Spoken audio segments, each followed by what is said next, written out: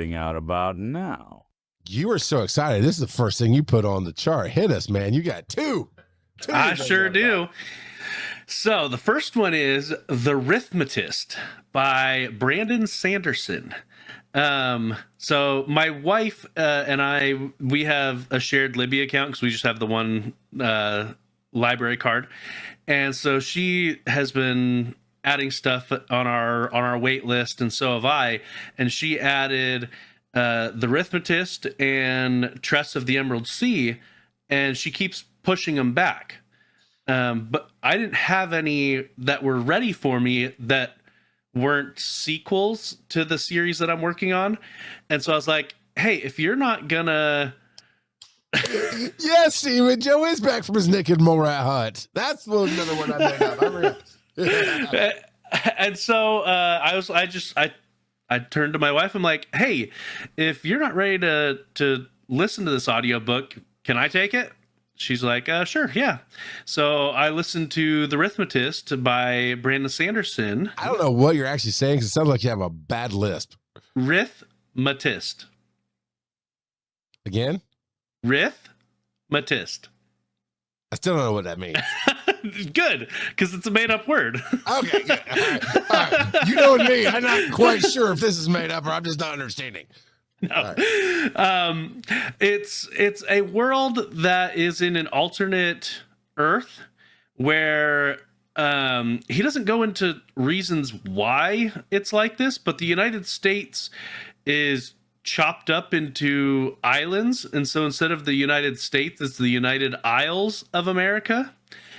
And they've discovered a way to use magic using chalk, where you can draw like little chalk figures and use them to attack people, or you can draw like arrows that can attack people, or you can draw protections that can protect you from other chalk magicians. And it's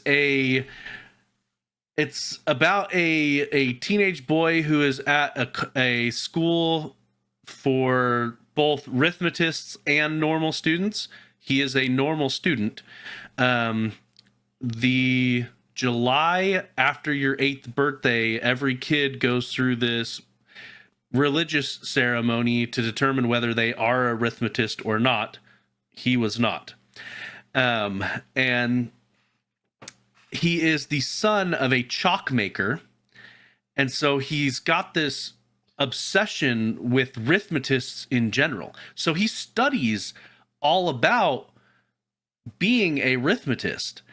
But so he's more like a chalk apprentice? Sure. Okay. But he can't. He's a chuggle. Ha ha! I got it. He's a chuggle. A chalk muggle. Come on. I know there. And so he can't imbue magic into his chalk drawings, as it were, but he loves the theory behind it. And so he keeps trying to sneak into the magic classes and stuff like that. It's a very I thoroughly enjoyed the story. And he makes friends with this girl who doesn't want to be a Rithmatist, but she is. And so it's an interesting dichotomy of this girl who doesn't want to be a Rithmatist, but she is a Rithmatist, and this boy who wishes he was a Rithmatist and isn't. And yeah, it was a very good a book. I listened to the entire thing over the course of about 26 hours, and it's a 12-hour book. Okay. So I burned through it super fast, and it was very exciting. Brandon Sanderson does a very good job of keeping you guessing the entire time, trying to figure out any kind of mysteries or where the plot is going. Like, when it gets there, it makes sense, but I consider myself better than average when it comes to predicting how a story is going to happen. And he got some twisty turvies on me there that I was not expecting. Isn't his name on our wish list for guests? Yes, Yeah, I would love so. to have him come on. He does guest appearances on other podcasts, and so I think it's a decent shot that we could get him. But Sure. The question is how far back his backlog is, because he has to schedule like his movie nights with his friends in advance, because he can't every hour of his day is pretty much scheduled out. So you're saying if I get him booked for next Thursday, you would be a miracle worker. I'm no longer a chuggle if I can get him signed on. Cool. Oh, but yeah, no, it's very good. And if you are curious about that, go for it. It does leave you on a pretty big cliffhanger. The name of the next book is out, I can't. It started with an A. I can't remember, but it is not out yet. Rellingby? No, it wasn't Alcatraz, but it looked kind of like it had similar stuff in there. Rellingby. No, I know what you're going for. It wasn't very clever. Oh, it was 1,000% clever. So real quick though, when you listen to a book, do you consider yourself reading? Yeah. Okay, so I heard this bit that I thought was hilarious. It's like, but in reading, you actually have to do the thing that's in the title. If you're listening to a book, you're just an adult getting read a bedtime story. I mean, you still got to imagine it. So I know, I consider it too. But I thought it was a good bit.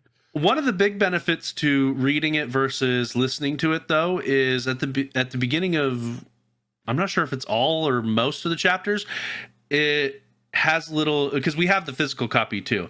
It has different diagrams of some of the rithmatic drawings, the popular defenses and things like that, and it talks about, it mentions like rithmatic theory and things like that. And so you do miss out on having those actual drawings in front of you, though it does describe them in the audiobook form.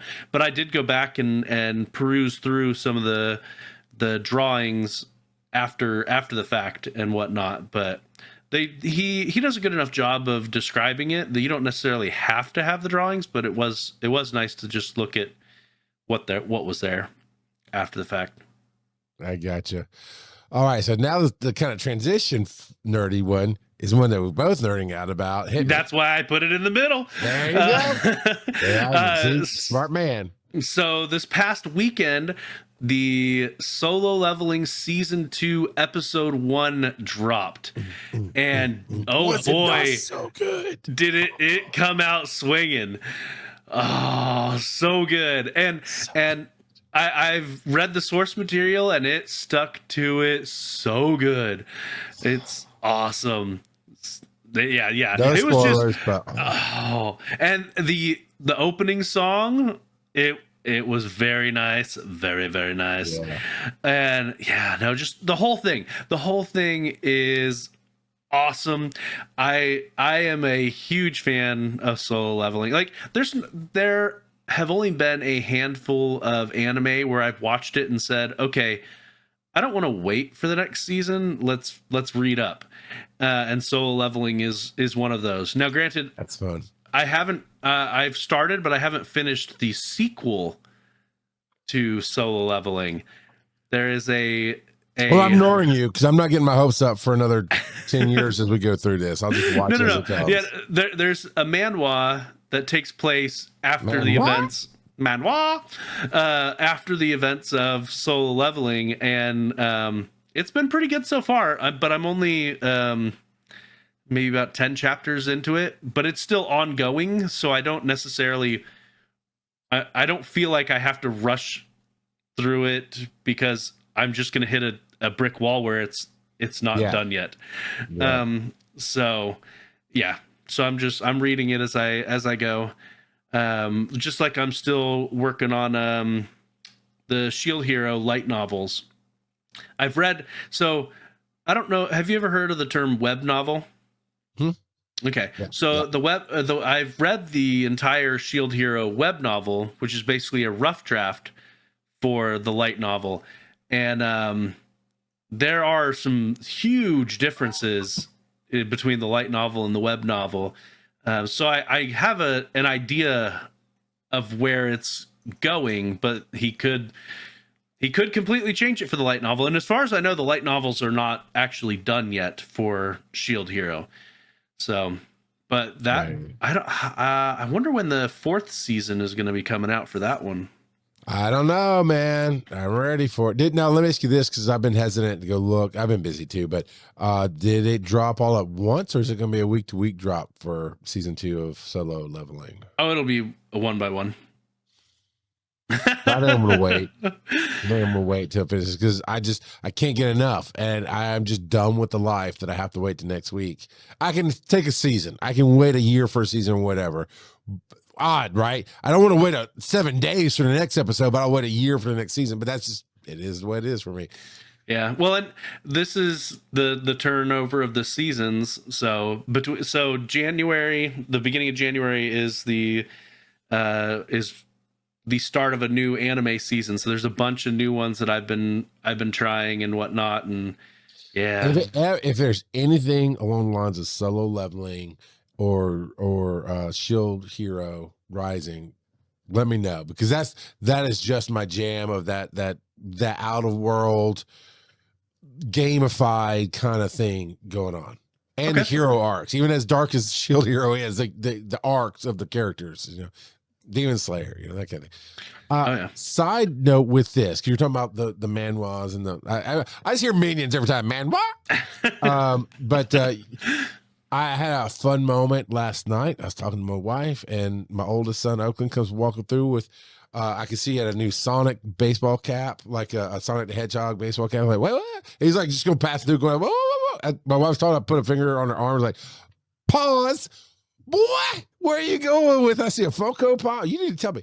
And he'd gone to Second and Charles, which is a used store for nerd stuff. I'm not sure how much across the country it is, but I know it's in a couple areas in Georgia. It's a little bit of a chain. You can look it up online. But it's where people tend to sell some of their used stuff, whatever. And it is a brand new Sonic cap. It's not about a Sonic cap. Quit focusing on the Sonic cap, Joe. I'm trying to tell a story. Yeah, I said, hey, what are those Gotta books? go fast. Yeah, what are those books that you have? He loves Jujutsu Kaisen. Okay, yeah. I don't know if I said it right, but No, apparently he's watched all of it. That's on Crunchyroll. And so he bought 2 of the whatever style books. I don't know if it's manhwa or whatever. Manga. Yeah, I don't know what category it falls in, but 2 of those so he could keep reading the story until they made the I was like, look at something finally grabbed onto you. And because I don't care what your fandom is, I just like to see people with fandoms, especially my kids. And the best thing is he kind of opened the door for you to introduce anime to me, because he had started watching My Hero Academia. No, he didn't. He watched Candyman, but that was later. And I'm sorry, you said it wrong. I'm a millennial to my core. It's dun. But no, he had some poster. Like, oh, what's that poster? I think it had Jujutsu Kaisen. A lot of people just call it JJK. Okay, joke, got it. And so he had already discovered some things with his friends, and so he was telling me about stuff, and that got me more interested. And then you brought Demon Slayer to me, and the rest is history.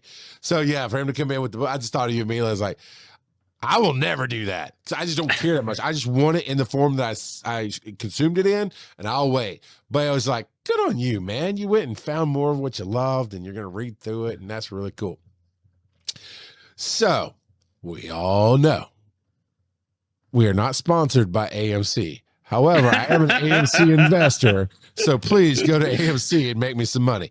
But all reality, there's some AMCs that are crap. What little I can do as an investor, I'm trying to help fix that. But I love Screen Unseen. I've talked about it ad nauseum. Many times.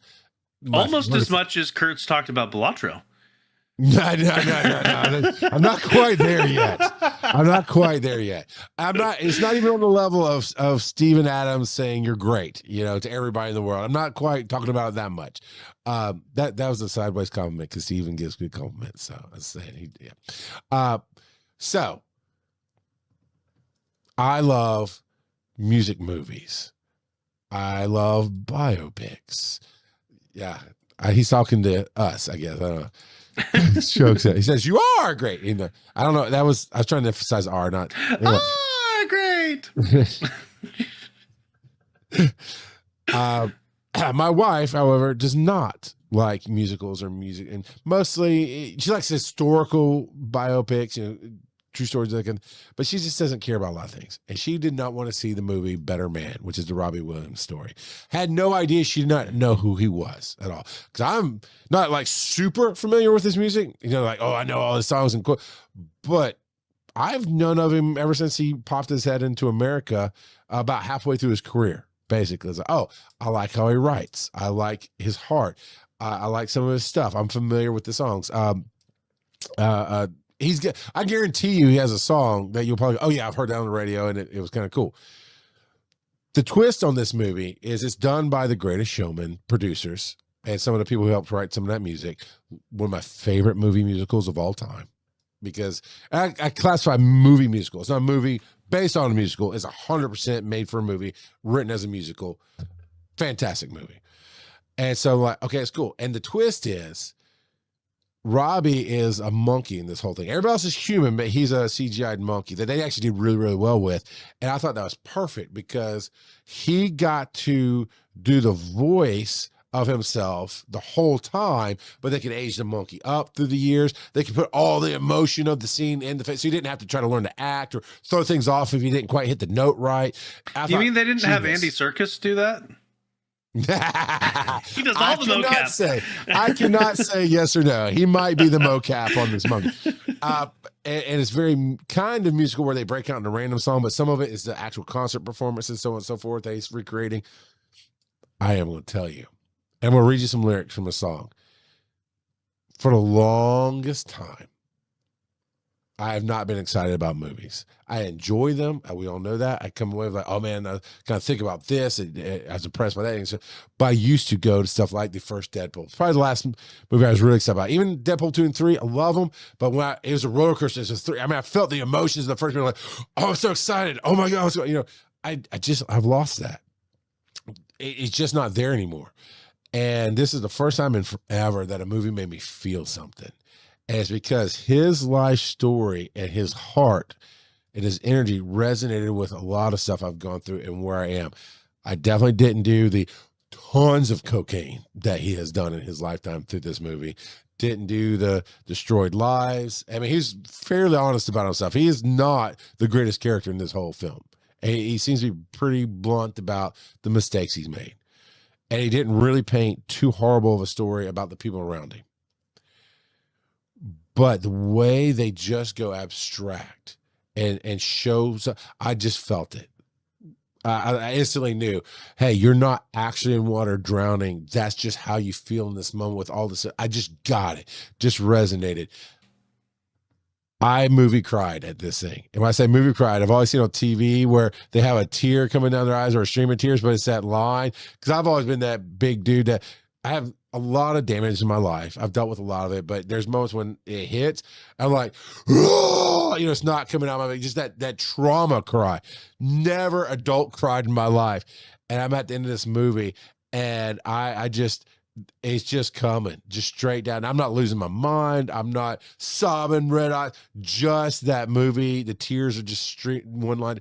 It was just so beautiful. And I don't want to ruin it for everybody. It's not for everybody. And I'm going to tell you, I get to go on. I called up Travis today. TV Travis said, dude, I had put a pin in. I wanted to do Wicked. I said, hey, I call Wicked. I want to do Wicked whenever you see it. He's like, cool. That was kind of, and we have another movie lined up at some point we're going to do.